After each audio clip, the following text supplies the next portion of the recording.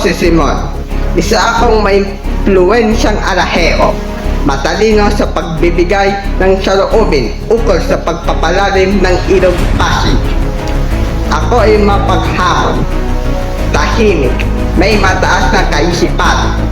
Palat kayo, magaling na negosyante, tuso, mapagkumbaba at may takot sa Diyos.